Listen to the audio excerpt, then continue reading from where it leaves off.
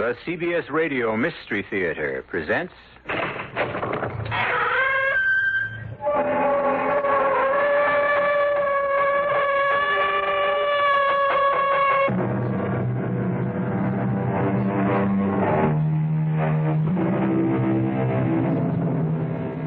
Come in. Welcome. I'm E.G. Marshall.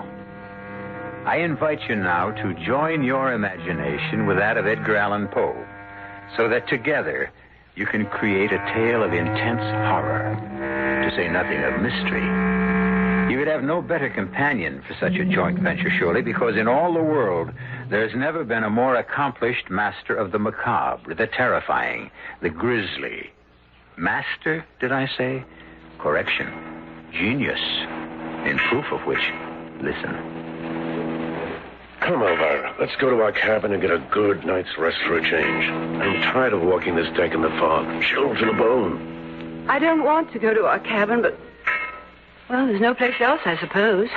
My dearest, you must get over your fear of that oblong box in Cornelius Wyatt's cabin. This wild fancy of yours that it's a coffin. Well, whether it is or not, I don't like our cabin being directly across from Wyatt's, and I... What is it? There, at the rail. Wyatt and a woman. And the woman is not his bride, Rachel. No, I can see that. But who is she then? Unless I'm mistaken, Will. Unless I'm very mistaken, she's the woman in the Oblong Box.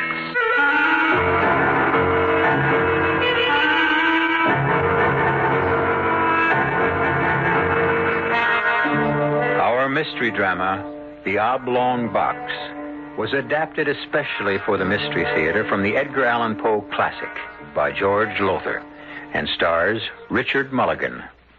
It is sponsored in part by Buick Motor Division and Sign-Off, the sinus medicines. I'll be back shortly with Act One.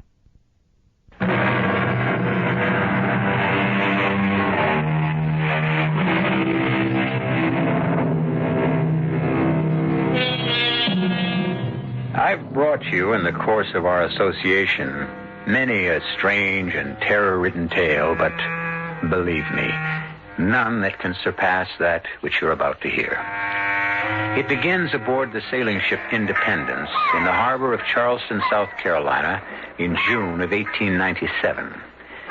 William Hopkins, an attorney of some importance, and his wife, Elvira, are standing by the ship's rail near the gangplank, watching the arrival of passengers with more than ordinary interest. Will, it's close on departure time. Are you sure Cornelius Wyatt and his bride will be aboard? Oh, it said so in the Charleston Herald yesterday, and I checked the passenger list, which plainly states Mr. and Mrs. Cornelius Wyatt, cabin C and D. The cabin's directly across from ours. But why two? One for Cornelius and his wife, and the other for, well, very likely they'll have a servant with them. Oh, Cornelius has gone far since our college days together 20 years ago. He's a world-famous artist now. Do you think he'll remember you? Oh, my dear Elvira, we were the closest of friends. I must admit, of course, that we didn't keep the friendship up through the years, but... oh, yes, he'll remember me and well. And there, by heaven, there he comes. Where? Where? The carriage that just came onto the dock. The man in it is Wyatt, and the woman at his side must be his lovely new bride, Rachel. But what in the world is in that wagon behind him? Will, it's a coffin. No, Elvira, no. That oblong box doesn't contain a corpse. It contains a priceless painting, a copy of Leonardo da Vinci's Last Supper, done by his student Rubini. It's priceless. How do you know all this? The newspapers. There were several stories about Wyatt buying the painting and having a carefully boxed for the voyage to New York. Well, it certainly looks for all the world like a coffin to me. You must remember, dearest, the painting is 6 feet long and 2 feet wide and requires a box of that size. Wyatt and his bride are coming up the gangplank. I can't wait to see his face when he discovers his old friend Will Hopkins aboard. All right, mind handle that box with care, will you? You hear me with care? Oh, I'm anxious to see the face of his bride. That's a pretty heavy veil she's wearing. She's beautiful, absolutely ravishing. Why, Will, you met her. You know her. No, but I know Cornelius Wyatt. He could never stand an ugly woman, not even a plain one. Oh, no, nothing but the most beautiful of the female sex for good old Wyatt. You fools, careful, I said. Incompetent idiots. I'll speak to Captain Hardy about this. And you, sir, where can I find Captain Hardy? I'm afraid I don't know, Cornelius. Cornelius? You address me with a familiarity, sir, that I don't... Well, hold a moment. You're... Will Hopkins. Your old college friend, Will Hopkins. Oh, yes, so you are. Well, you certainly don't seem very happy to see me again after all these years. No, most happy. Great pleasure, but I'm a bit upset at the moment. Good Lord, sir, what are you brainless sailors doing with that box? Damn it! I said keep it on an even keel and right side up. Oh, come now, Wyatt. There's no damage done, and certainly a few bumps won't harm the painting if you practice securely, that is. The painting? The copy of Da Vinci's Last Supper you bought your bride as a wedding gift. It is what's in the box, isn't it? It's certainly not a corpse, Wyatt. No, of course not. And speaking of your bride, aren't you going to introduce me? Oh, good heavens, I forgot my manners. My wife, Elvira. Dear, this is my old friend, Cornelius Wyatt. How do you do? How do you do? My wife, Rachel. Oh, how do you do? Now, you will excuse us, I'm sure. We've got to go at once to our cabin. You mean your cabins, don't you, Mr. Wyatt? You have engaged two. We'd expected you to have a servant, Lord. No servants. Luggage. Our luggage will go into the second cabin. But you don't have enough luggage for... Oh, the Oblong Box, of course. You'll need the extra cabin for that. Come along, Rachel. No, but wait now, Wyatt. Wait a moment. Surely we're going to have the pleasure of seeing your bride. I mean, won't she raise her veil so we can look at this beauty you've married? Why, yes, I dare say. Rachel, my dear, will your veil... Not the beauty you expected, Hopkins? Well, no, that is... Yes, most attractive. You are indeed most attractive, Mrs. Wyatt. Or Rachel, if I may. Oh, of course you may. And now you must excuse us. You men with the box, follow me, will you? And please be careful. Take care of it, will you? Take care! Take care of that! Well, it's right. She's ugly. Certainly not beautiful. Will? Yes? Don't you sense something peculiar about all this?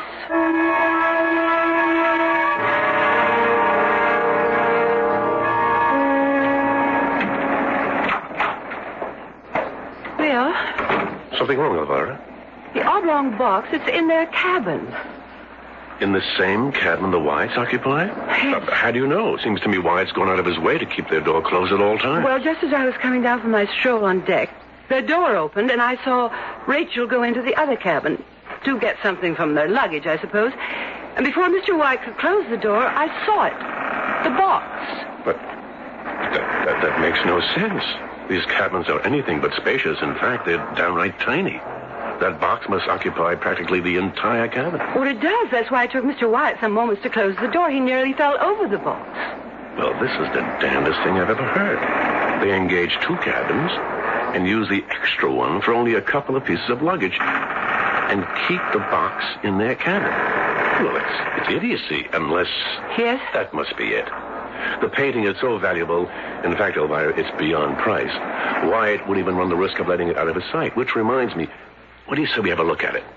You mean asked to see it? Of course. I'm not much on art masterpieces, but, well, a copy of The Last Supper done by one of Da Vinci's own pupils. Something to see, Elvira. Come along. Well, Will, are you sure? I mean, yes, I'd adore seeing it, but, well, your friend, Mr. White, wasn't exactly friendly, you know. Oh, nonsense. Come along. Old Wyatt was in a bit of a stew, that's all. What is it? Your old friend, Will Hopkins, Wyatt. What do you want?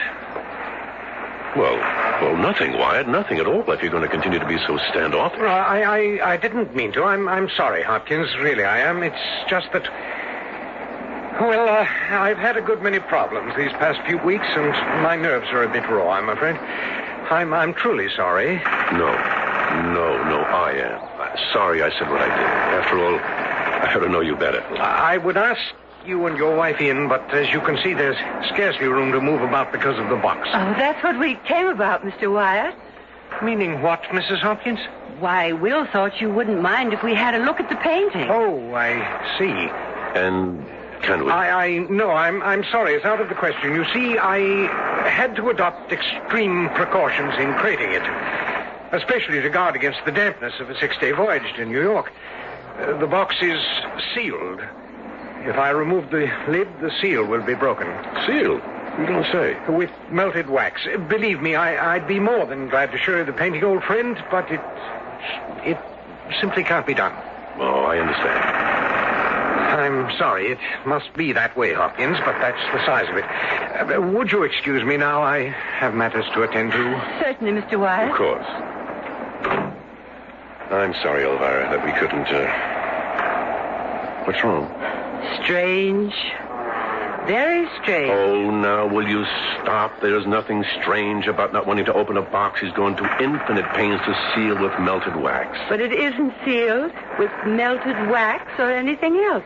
What do you mean? You didn't smell it? Well, now you mention it, there was an odor of some sort. Yes, an odor of some sort.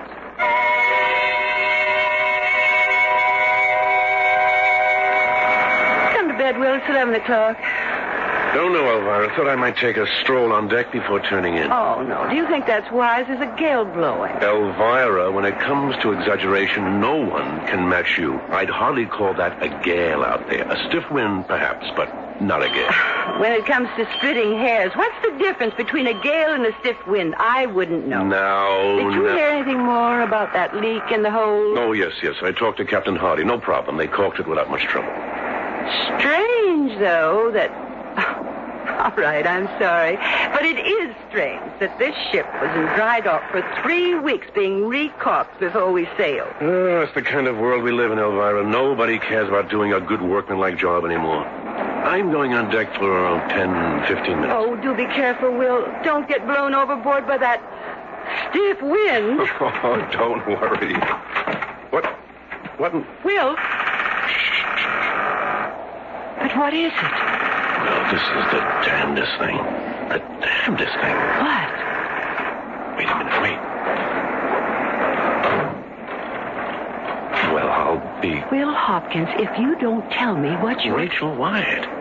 She just came out of their cabin, looked up and down the passage to be sure she wasn't seen, and then, Elvira, she went into the cabin where they keep the luggage. Well, maybe she needs something out of it. Then why did she lock the door? Locked it? Locked it. And why did she look up and down the passage as if she were doing something secretive?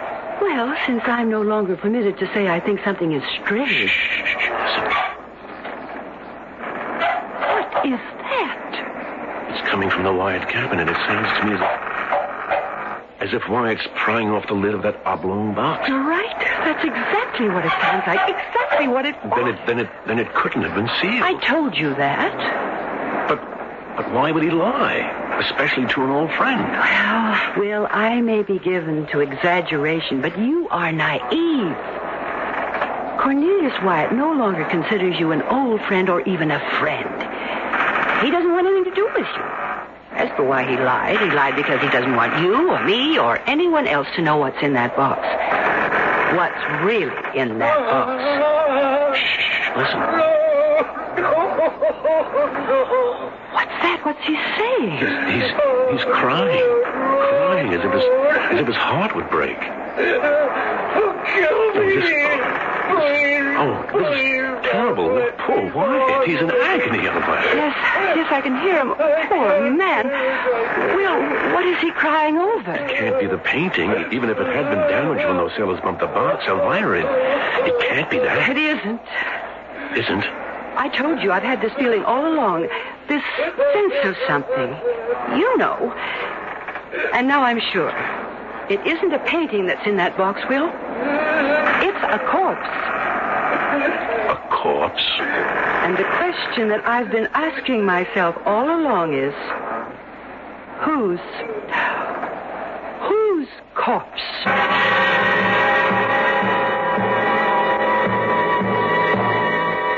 Do you wonder if Elvira is right? Surely it would seem so. For how else explain the... Hopkins will forgive my use of the word, I trust. Strange goings-on in the Wyatt cabin. As it happens, I know the answer, since I've read the Edgar Allan Poe story.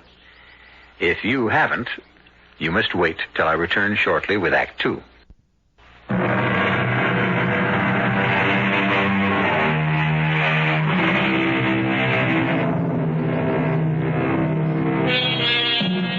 Well, now, where were we? Oh, yes. The Hopkins, Elvira and Will are totally baffled and just a bit uneasy about the curious actions of Cornelius Wyatt and his bride, Rachel. As the sailing ship Independence makes its way from Charleston, South Carolina to New York, Will and Elvira burn with curiosity to know the contents of the coffin-like oblong box Wyatt brought aboard. Rachel has spent the entire night in the other cabin. Now, what kind of way is that for a newly married couple to act? Her in one cabin, him in another, sobbing and crying his heart out all night long. Maybe they had an argument, a lover's quarrel. Oh, Will, you don't believe that, and neither do I. She didn't act as if they'd quarreled when she came out of the cabin, did she? No, acted secretive, as if she didn't want anyone to see her going from one cabin to the other. And then we heard him prying the lid off the box. The box he claimed was sealed. And we've heard him sobbing all through the night. I've said it before, Will, and I say it again. He's not carrying any valuable painting in that box. He's carrying a corpse. But that's impossible. The captain would never allow it. A corpse on board a ship is thought to be a jinx. If the crew even suspected there was a corpse in that box. But they don't. Wyatt has cleverly hoodwinked them and everyone else with the story that the box contains that painting, that copy of Da Vinci's Last Supper. No, Will, I tell you... Shh, listen. Oh, he's nailing the lid back on. What time is it? 6 a.m. Then for 7 straight hours since 11 last night, he's been crying over whatever's in that box. Shh, wait. I think I heard... What? Heard what? Let me just open our door a crack. There, Elvira. Just as I thought, Rachel has just come out of the adjoining cabin. Yes, looking up and down the passage to make sure she isn't discovered. And there she goes, back into Wyatt's cabin. Well, I'll be damned.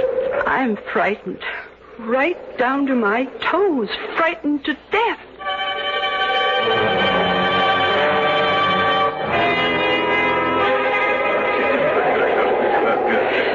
Will, how can you eat and so ravenously? Because I'm hungry. What did we come up to the dining saloon for if not to have a good breakfast? Well, I can't touch a thing.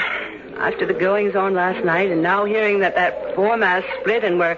What do they call it? Hove to? Only for a few hours, probably. Shouldn't take longer than that to repair it. Say, these eggs are tasty. You ought to try them. I don't know how you can eat. Because I'm not letting this oblong box business get me down the way you are. Oh, aren't you? You can see I'm not. And you know why?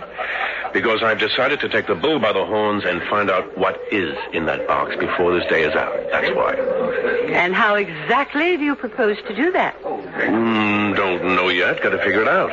In fact, I think I just have. What do you mean? Wyatt and his bride have just come into the saloon, see? Yes, and they've seen us. They've changed direction and headed for that table way over in the corner instead. Listen, I'm going down to their cabin while they're having breakfast, and I'm going to find out what's in the box. Oh, no, you can't do that, Will. What if they discover you? That's where you come in. You're going to see to it that they stay right here in the dining saloon till I get back. Well, how can I possibly Just go over to their table and start a conversation and keep it going until I return. Oh, Will, I can't. You can. They're just ordering breakfast, all right? All right. All right, back in 20 minutes or so.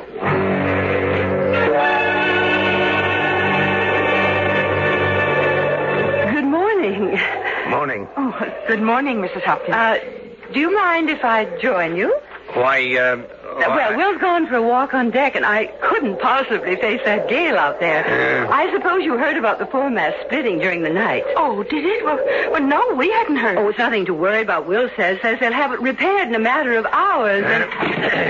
Mr. Wyatt, you're not leaving. Yes, excuse me. But you haven't even started your breakfast. I'm not hungry. Anything but hungry. But, Mr. Wyatt... Oh, dear.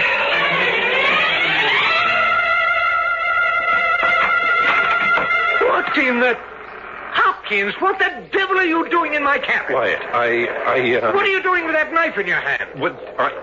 You see... You were going to pry the lid off this box, weren't you? Off my box, my personal property. Ever since you set eyes on this box when I brought it aboard yesterday, you've been ravening to find out what's in it. Nonsense. That's nonsense. I know what's in it. You yourself told me. A priceless copy of Leonardo da Vinci's Last Supper. But you don't believe it. No, of course I do. Why shouldn't I? I don't know why you shouldn't. I only know you don't.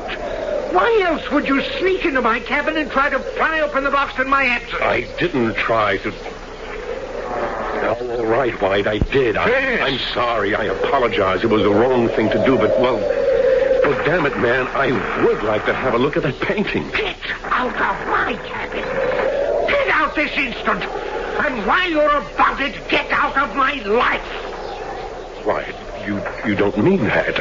Surely you wouldn't dissolve a friendship such as ours because of... What friendship? I haven't seen you in 20 years. But we were such good friends in college. Whatever we may have been, we no longer are. Now get out, Hopkins. Get out!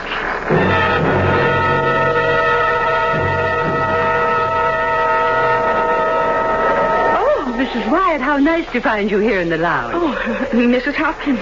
Reading Godey's ladies' book, I see. Yes. I don't know about you, but I don't in the least care for the latest styles. Do you? Oh, well, they're all right, I guess. Oh, my dear, with all your money, I should think you'd be intensely interested in fashion. Though I did notice, you'll forgive my mentioning this, won't you, an older woman giving advice to a younger sister, I did notice that lovely, expensive dress of yours could fit a little better. Proper fitting is so important, don't you think? Oh, yes.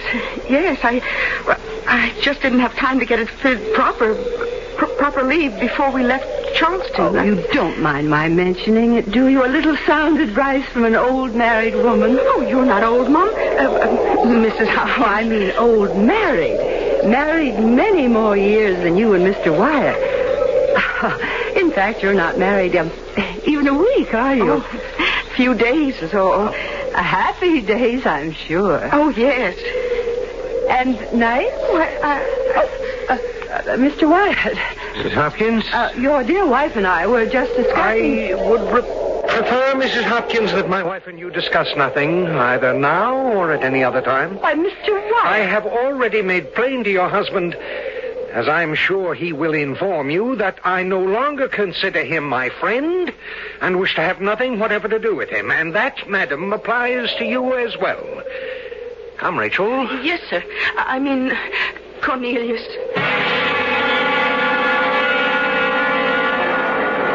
Not his wife? You're telling me that the woman in that cabin across the passage, the woman Wyatt introduced as his wife, is not? I don't think so, Will. In fact, I'm sure she's not. Whatever in the world put such a thought in your head? The little chat I had with her before Mr. Wyatt so rudely terminated it. A little chat I deliberately had with her because, quite frankly, Will, my suspicions had been aroused. Aroused by what? And while you're telling me, I want to keep an eye out to see if Mrs. Wyatt, who is not Mrs. Wyatt, changes cabins again tonight. For one thing, Will, you said Mr. Wyatt was interested only in the most beautiful of women. And Rachel Wyatt is altogether plain. She's downright ugly, but that's no reason to suspect. Also, when I was talking to her, she slipped and called me Mum. Mum? Only a servant uses that word. Exactly. Also, she slipped again and called Mr. Wyatt Sir. But over and beyond that, Will, what originally aroused my suspicion was her hands. I noticed those when Mr. Wyatt introduced us. They're not the hands of a lady, Will, but the hands of a servant. Hands decidedly work-worn. But there's no sense to what you're saying, Elvira. You're saying that Cornelius Wyatt, a world-famous painter, a man of taste, discrimination, wealth, is married to a servant girl? She's no gentlewoman, I can tell you that. But good Lord, Elvira, would you say it's true? It makes this mystery all the more... Wait. Is she... Again, is she? Yes. Yes, leaving the Wyatt cabin. And yes, looking up and down the passage before slipping into the adjoining cabin. And now he's at it again, taking the lid off that oblong box. If what you say is true, Elvira, what does all this mean? I mean, what can it mean? It can mean only one thing, that there is a corpse in that box. Oh, box my foot, it's a coffin. And the corpse is that of the real Mrs. Cornelius Wyatt.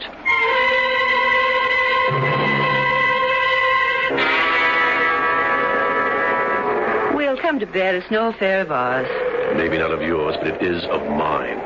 If Wyatt's in some sort of trouble, if he needs help and for one reason or another is shy of asking for it, it devolves upon me as his friend to assist him in any way I can. After what he said to you and me... Oh, one must make allowances if the trouble he's in is so serious, so unbearable, so... Elvira, I'm going over there. To his cabin? Oh, Will, surely not. Yes. Well, it's 3 o'clock in the morning. I don't care what time it is. It's the least I can do, the very least. Will, listen. I'm going over there, I tell you. All right. I know you better than to try and stop you. Just let me get my robe. You stay here. Oh, no. I'm not letting you go over there at 3 in the morning alone. You ask me, that man is dangerous. Dangerous? Wyatt, don't be silly. Oh, don't you? There. I've got my robe on. If you still mean to go, then let's go. All right. Come along. I'll knock. Wyatt? Wyatt, it's me, Will Hopkins.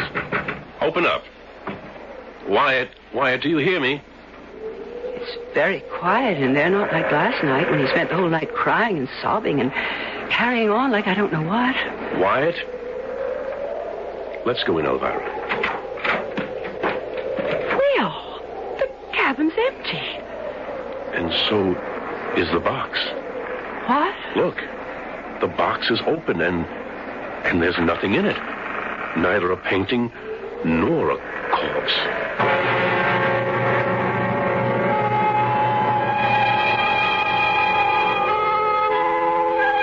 Well, now then, where does that put us? Nothing in the oblong box. Neither the priceless copy of Leonardo da Vinci's Last Supper, nor, as Elvira Hopkins seemed to suggest, the corpse of the real Mrs. Cornelius Wyatt. Baffling? Mystifying? I should say. And I'll have more to say when I return shortly with Act 3.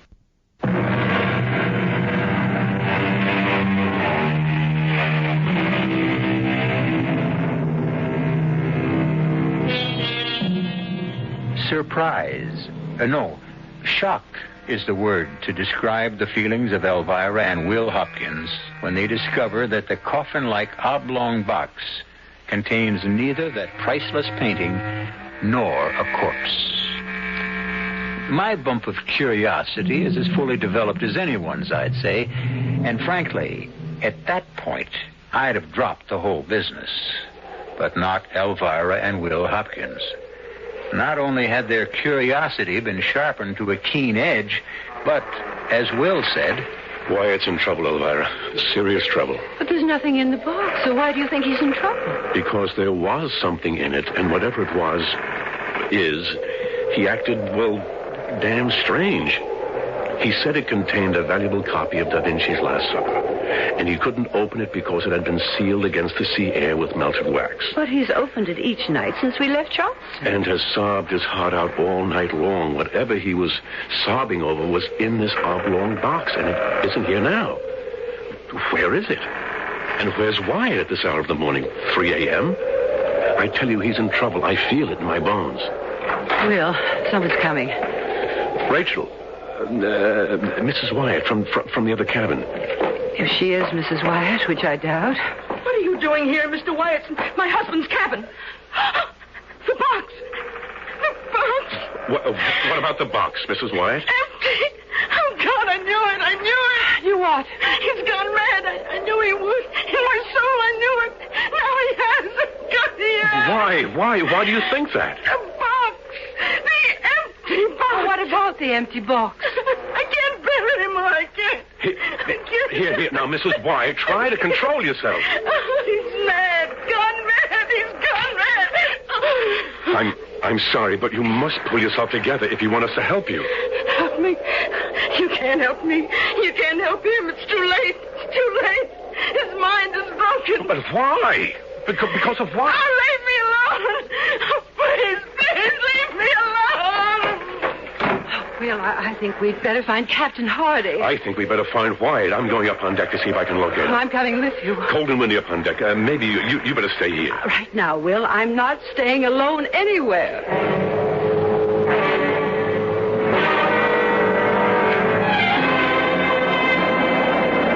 Oh, you were right. It's colder and windier than I thought it would be. Here. Put my jacket around. No, Will. I'll be all Do right. as I tell you for once. Oh, yes, Will, yes.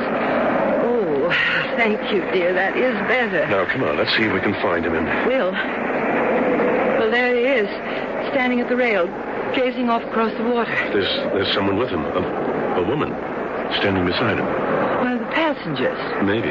Only, if it is, I've never seen her before. Well, I didn't get a good look.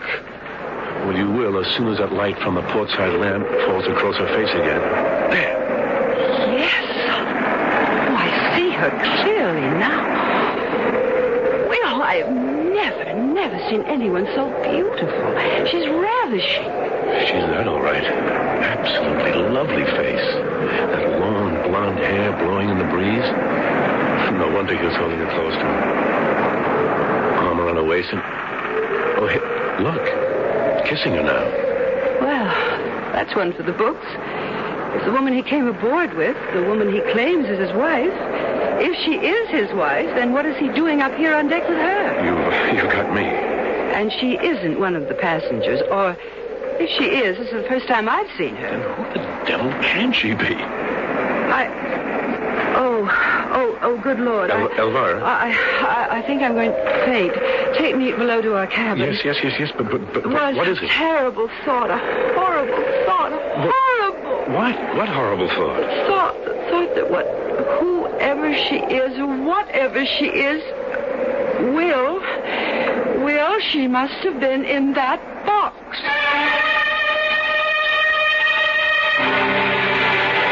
Madness. Absolute madness, Elvira, to even think such a thing. Wait, you sound as insane as Rachel Wyatt says he is. The woman in that cabin is not Rachel Wyatt. Oh, come now, Elvira. The truth, the plain, simple truth, staring us in the face is that the woman on the deck with him is the real Mrs. Wyatt. Or was. Oh, don't tell me again. Just please don't tell me again what you think. Elvira, it's too horrible. Someone at the door. 3:30 in the morning. Yeah, thank you. What is it? One of the crew handed me this. It's a note from Captain Hardy. He wants to see me in his cabin at once. Urgent, he says. Well, at this hour of the morning it must be. What in the world would he want to see you about? There's only one way to find out. Sit down, Mr. Hopkins. Sit down. Thank you, Captain.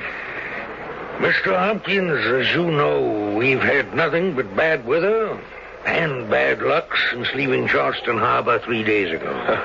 I guess all your passengers are aware of that, Captain. Yes. We sprung a seam. The foremast developed a bad crack. And there have been other problems which, frankly, I've concealed from the passengers so as not to alarm them. It's understandable, but... I will tell you in all confidence, Mr. Hopkins, in confidence, man, that we couldn't manage to caulk that seam properly in these heavy seas. It's getting worse. Even worse, the repair to the foremast isn't holding. And if the foremast goes, we'll be in serious trouble. There's a force 6 gale out there right now, Mr. Hopkins, and it's whipping up. But, Captain, why are you telling me all this? What can I do? Well, you can tell me something that I need to know, that the crew needs to know. It's got them worried. I still don't... Mr. Hopkins, I'm given to understand that you are a very close friend of Mr. Cornelius Wyatt's. Mr. Hopkins, What is Mr. Wyatt carrying in that oblong box? Why, a copy, a priceless copy of The Last Supper by Leonardo da Vinci. Have you seen it? No. Well, the crew are beginning to think that it contains a body, a corpse. And that because of it, this ship is jinxed. Yes, I'm aware of the superstition. I find myself in a position where I must assure the crew that their suspicions are unfounded. Accordingly, I ask you to go to your friend at once now and get from him the truth of what is in that oblong box. If it's the painting, well and good.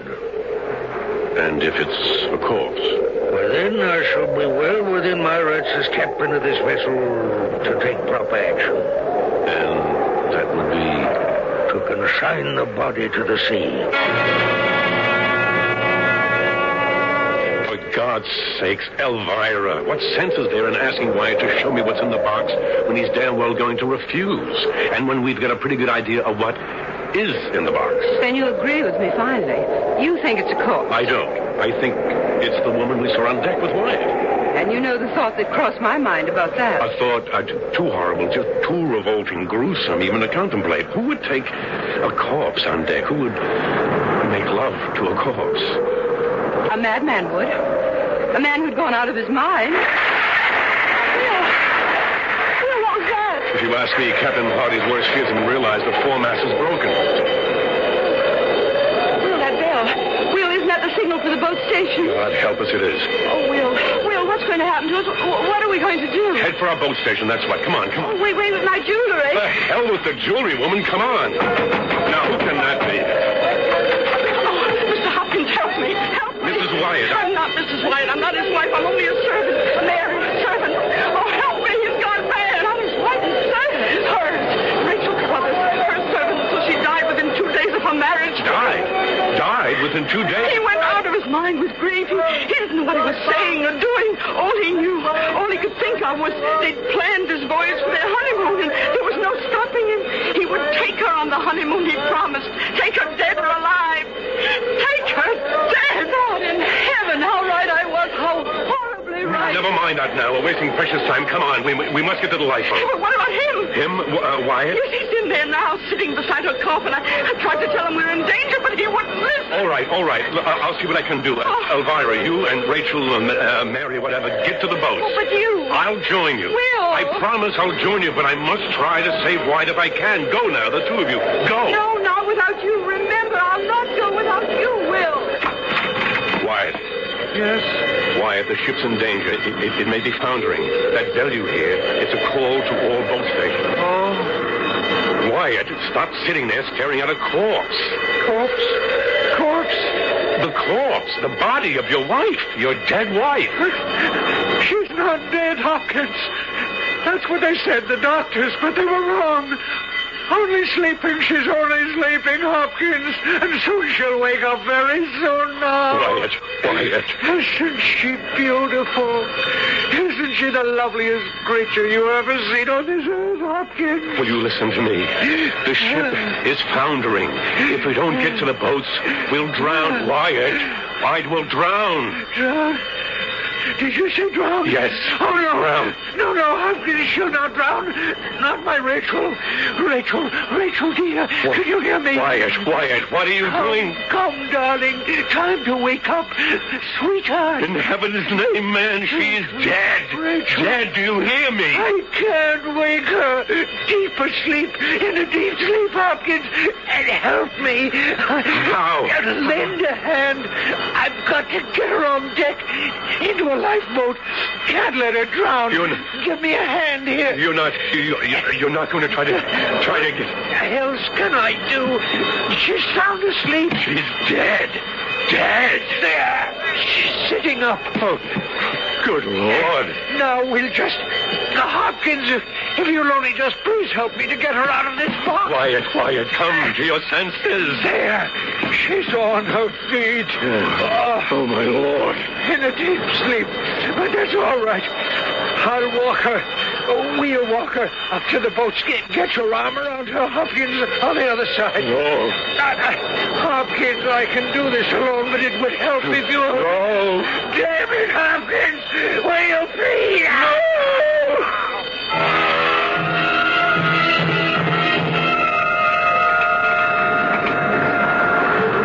There. That better, Elvira? More comfortable. I'll be all right, Will. A lifeboat isn't expected to be the most comfortable place in the world. Mary. Oh, thank you, sir. I'm all right. She's going down, I think. The ship getting lower in the water. Captain, is she? Yes, foundering. Look! Oh, look! What is it, Mary? It's him! Mr. Wyatt, they're on deck! You see? Oh, no. No. Oh, he's brought a corpse on deck. Look, he's propping it against the rail, his arm around it. Oh, he's kissing it. Will, how gruesome. Beautiful. Beautiful, though, in a way. Somehow beautiful. Beautiful. How can you say that? Because to him, she's still alive. And if there is a life after death, she must know that few men have ever loved a woman as he loves her. She's going now. My ship. Going. And they with her. Please, God, be with them. Please.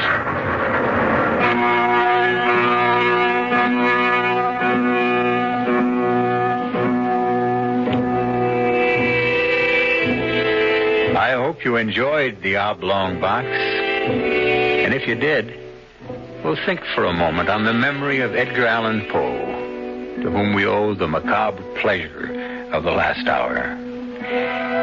Like Oscar Wilde's, his was a life of torment that came to a tragic end.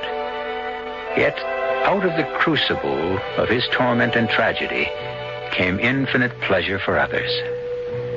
Something to ponder on, I think. Don't you? I'll be back shortly.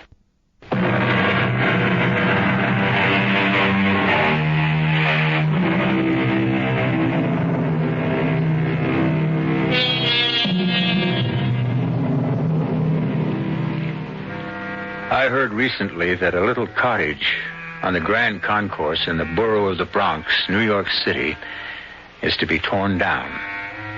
Why? Because it is constantly vandalized, and the city can no longer afford to keep it up. When I was very young, I went to visit it more than once, and stood in the tiny room where a beloved young wife died, and a grief-ridden husband drowned his grief in alcohol. But where he also wrote the story you heard tonight. I say no more. What more is there to say? Our cast included Richard Mulligan, Grace Matthews, Bryna Rayburn, and Kurt Benson. The entire production was under the direction of Hyman Brown. And now, a preview of our next tale. Go on. I don't know that I can. I've never understood what made these people what they were, but this I know. There are angels on this earth and there are devils. And you, madam, I say it to you, even in your dying moments, you are a devil. I don't blame you for looking at me like that. I spoke on impulse. I'm ashamed. Ashamed? You are the first man who has ever dared to... Berenice. Stay away. Stand back. Don't touch me. Only listen.